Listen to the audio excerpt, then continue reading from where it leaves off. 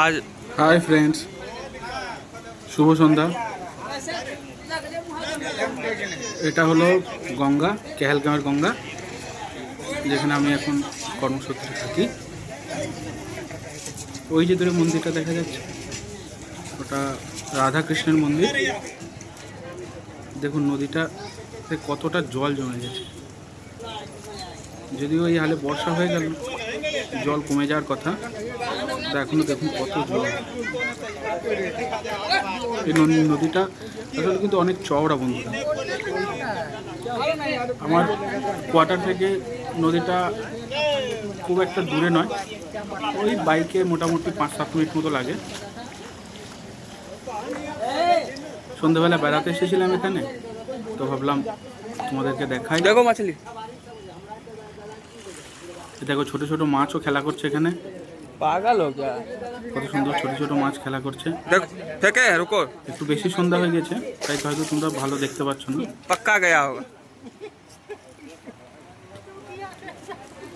এর পাশে একটা মন্দিরও আছে বন্ধুরা। কত জল দেখো বন্ধুরা। তবে স্নান করছে সবাই এখানে, বাচ্চারা।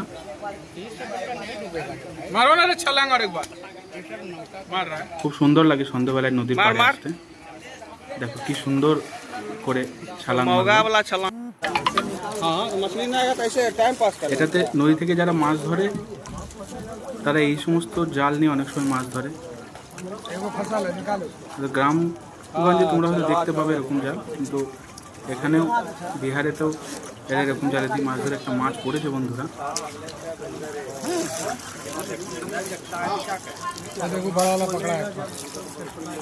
এই বাচ্চাটা কার্টুনে করে মাছটা নিয়ে চলে গেল। তিনি এখনো দাঁড়িয়ে আছেন, হয়তো আরো মাছ ধরবেন। জালটা দেখো কত সুন্দর বন্ধুরা। সবাই স্নান করছে, ওই দূরে আলো জ্বলছে। ওটা কিন্তু নদীর মাঝে একটা মন্দির।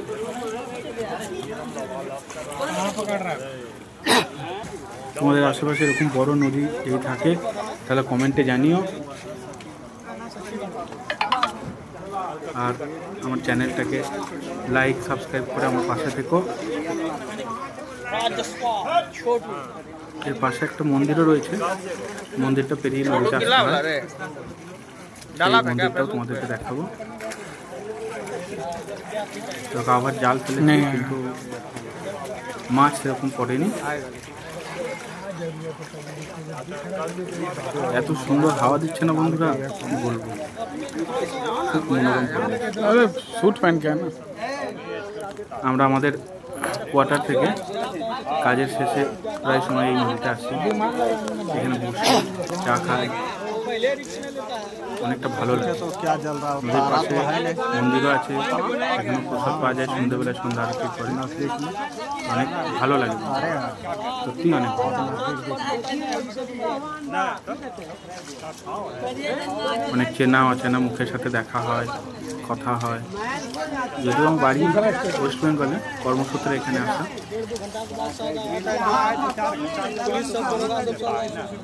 অনেকজনের সাথে দেখা হয়, কথাবার্তা হয়। এখন তো বর্ষার টাইম, তাই নদীর জল এতটা বেড়ে গেছে, নাহলে কিন্তু এতটা জল সচরাচর থাকে না।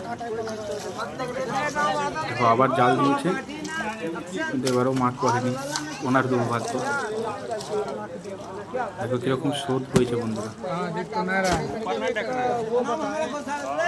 প্রচন্ড স্রোত।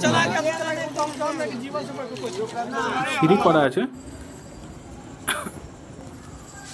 এই হলো নৌকা।